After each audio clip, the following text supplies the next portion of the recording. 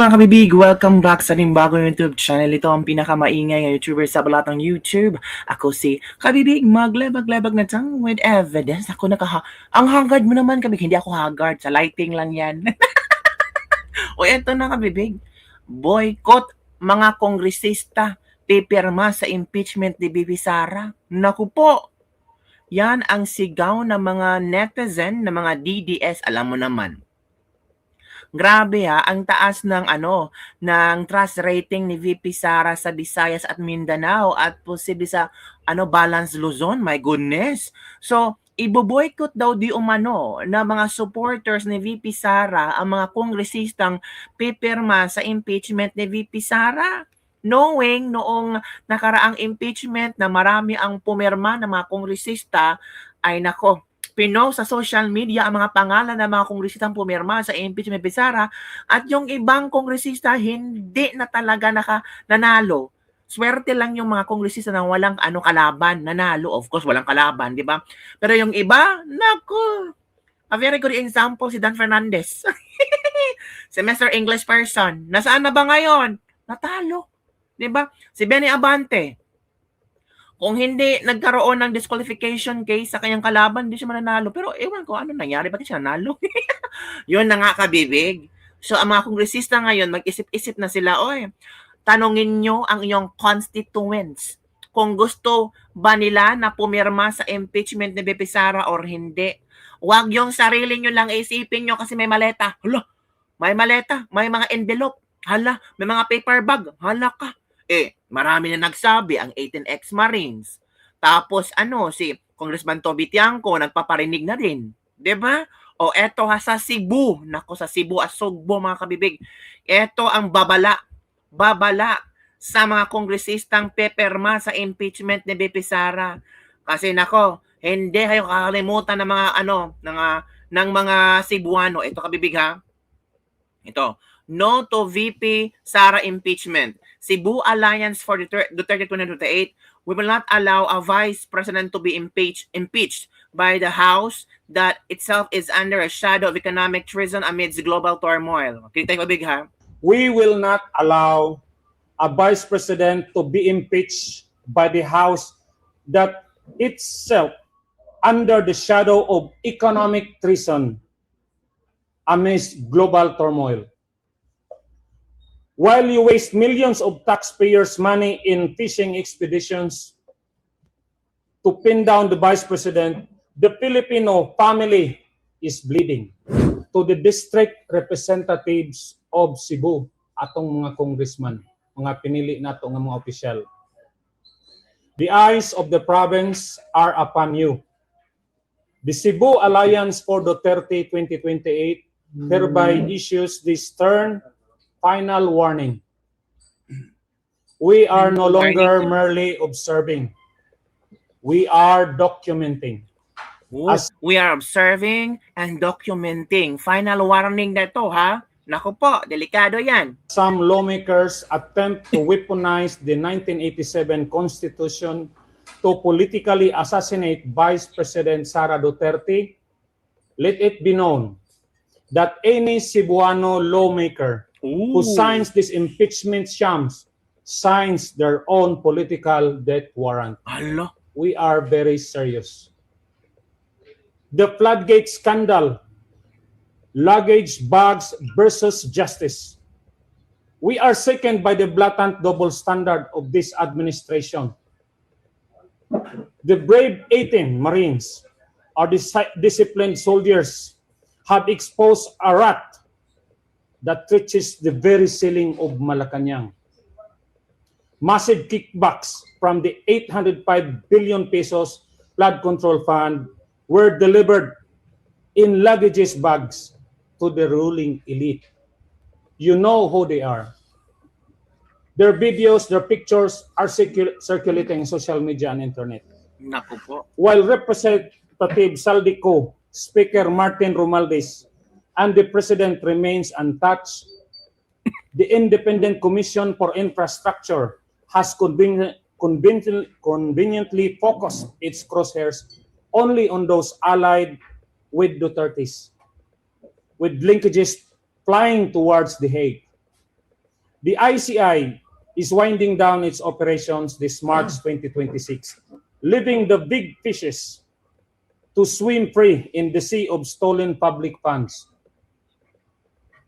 We will not allow a vice president to be impeached by the House that itself under the shadow of economic treason amidst global turmoil. While you waste millions of taxpayers' money in fishing expeditions to pin down the vice president, the Filipino family is bleeding. Yun kabibig ha. Grabe ang sinabi ng Cebu Alliance for Duterte 2028 na hindi kami papayag na ma-impeach si VP Sara Duterte at meron silang hamon sa mga kongresista sa Cebu.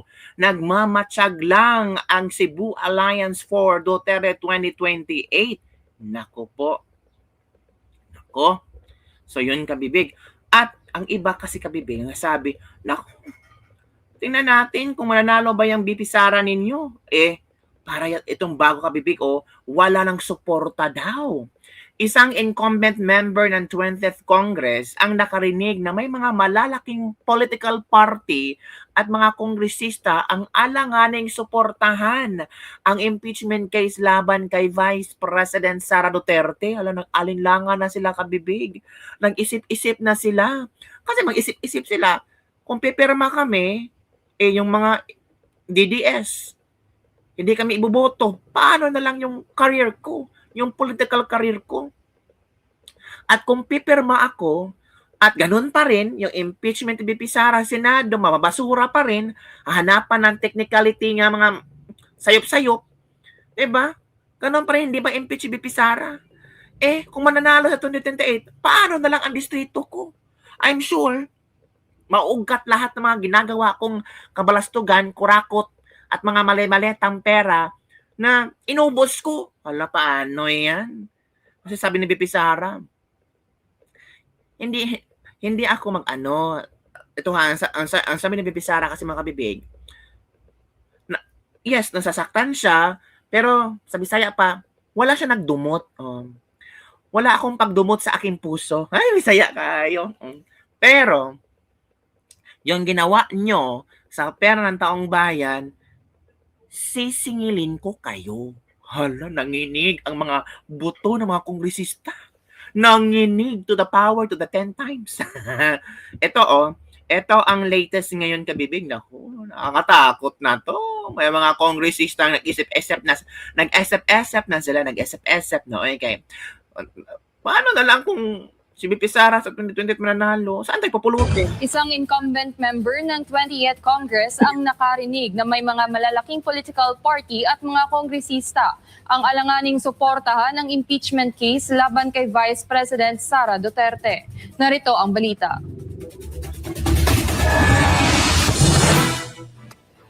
Actually, marami na akong naririnig, no? Hindi lang dalawa, tatlo or apat. I think more or less malapit na sa plus-minus 10 na nagsasabi na grabe ang sentimento ng kanilang mga constituents sa kanilang mga distrito, all-out support. So yung iba think twice na kung itutuloy ba nila yung pagsuporta o hindi sila susuporta sa Ito ang naging pahayag ni Davao City 3rd District Representative Isidro Ungab tungkol sa impeachment complaint laban kay Vice President Sara Duterte na inihain sa mababang kapulungan.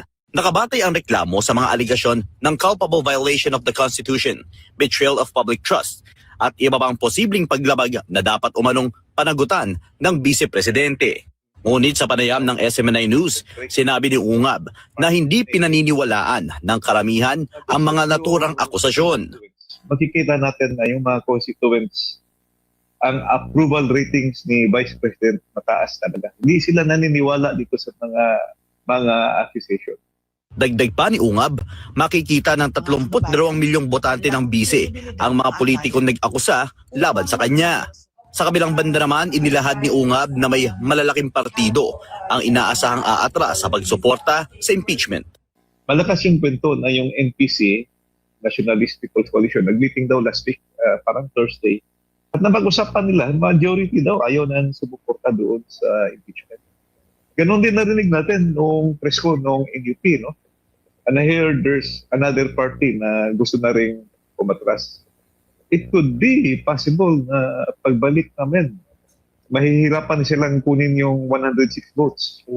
Let us say, kung i-pressure talaga ng admin, maglabas na naman sila ng incentives, maglabas sila ng benefits. Incentives na naman. Kukumbinsin nila yung mga congressman na bumoto, lalo na yung may mga kaso. So I think baka makakuha pa sila, but they will not get the same.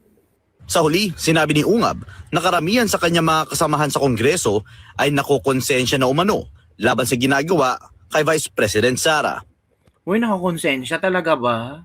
Nakakonsensya? May konsensya ba talaga kayo? Nakakonsensya kayo? Talaga? Grabe namang words nakakonsensya.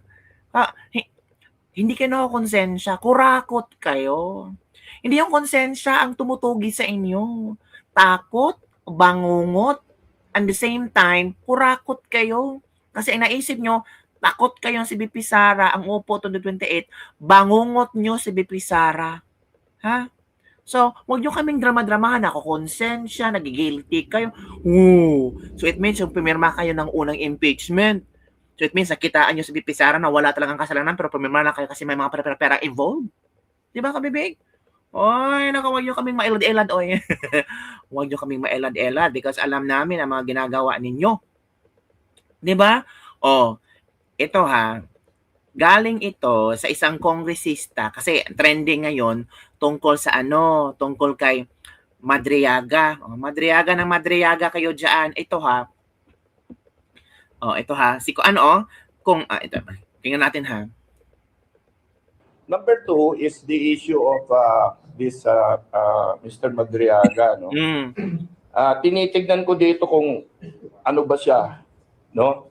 I mean, kasi sabi na dito, inutusan siya ni Congressman Goles to provide security and political advice to Mayor Rodrigo Duterte then, no? So tinitignan ko, hindi ko alam ano ba rangko nito. Parang hindi nakalagay eh. Sabi lang niya na nag-aral siya ng law at saka lumagpak siya. Pero ang main thing ngayon is I think nakakulong yan eh. Di ba? Okay. Ako naging DILG secretary ako na maraming taon. At siyempre kung saan siya ngayon nakakulong, sa bikutan yata ito eh. No? Napuntahan ko yung preso na yan na maraming beses. Ito sasabihin sa inyo kung ikaw nakakulong ka sa bikutan, kahit sabihin sa'yo, na sabihin ang buwan ay itim, no? Pag nandun ka sa kulungan, sasabihin mo yung buwan itim. No? Sa madaling sabi, you have been deprived of liberty nga eh. Di ba? Liberty on anything. Liberty to move, liberty to go out of that place, and even liberty to talk. Bawal sigawan yung gwardiya, bawal magmura sa kung hindi mo dapat murahin, di ba? So, you know, when we're looking at testimony coming from somebody na nasa kulungan, siguro pag-isipan natin na mabuti as representatives of the people. Tama. May point si Puno. Diba? Tama? May bumaliktad. True. Bumaliktad kasi alam na malakas si VP at kapag maging presidente makasama sa pipila mapasok sa kulungan. Kaya kailangan safe. Diba? Tama naman si Puno mga kabibig. Tama lang talaga siya. Huwag agad-agad maniniwala na totoo ang sinabi ni Madriaga, di ba? Pero malay natin, tingnan natin. Kasi ang depensa, ang lawyers ni Sara nakahanda na. Si La Chica din, nagsumite na rin. Kinasuhan din niya si Madriaga. Ito, di ba kabibig? So yun lang kabibig ang ating dislibak-libak for today. Pero may naalala ako kabibig. Alam nyo, dapat lang talagang makonsensya ang mga kongresista. Kasi si VP Sara, ang unang naglabas ng balita, pinasabog niya ang balita na ang budget ng Pilipinas ay hawak lang ng 2 tao. Nakalimutan mo na ba? Ito ha, i-refresh natin na sabi ni Congressman Toby Tiangco. Tingnan nyo ha. Also quoted to have said, you don't want to go there, but you also were quoted to have said that for sure, this is not about accountability.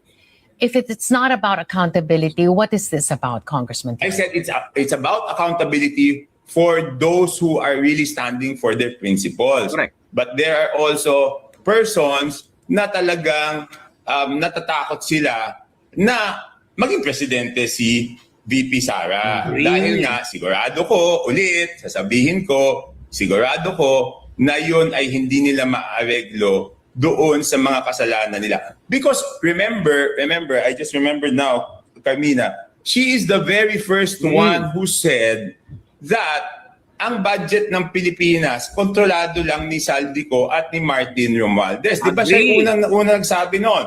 Siya yung unang nagsabi na yung DepEd budget, Tulala si Carmina.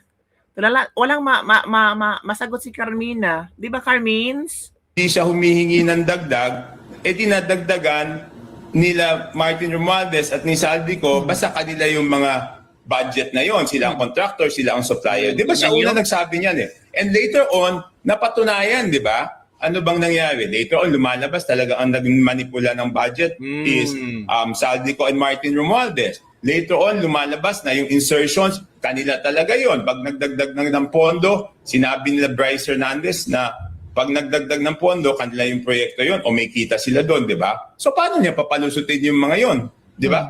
Tsaka siyempre, wag na tayo magpaligoy-ligoy. Alam naman natin, galit siya doon sa dalawang yon, di ba? Kung yung dalawang yon na may kasalanan, bakit naman niya papatawawin o papalusutin yung dalawang yon? Di ba? Let's be very frank. Wag na tayong magpaikot-ikot.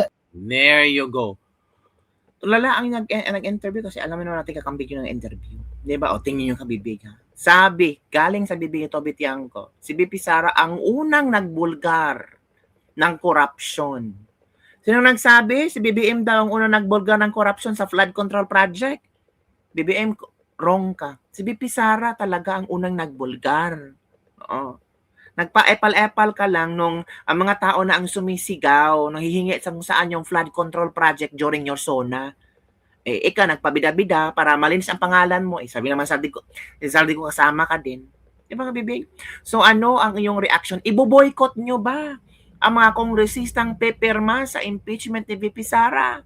Comment down below. Don't forget to like, subscribe, and share this video para sa mga latest trending news na ating pag-usap-usapan. Bye everyone! See you next time! Naku, i-boycott nyo yan. Nakakonsensya, nag-guilty daw sila, pero yung unang impeachment, hindi sila nag-guilty. Tumanggap sila ng ano, magkano ba yun? Ewan ko, magkano ba? Sasabi ni Toby Chanko, may natanggap silang mga chika-chika, mga milyones din yun. Tapos sabihin na guilty sila. Ay, hindi kami madadala-dala sa mga guilty. May kayo dyan, mga plastic.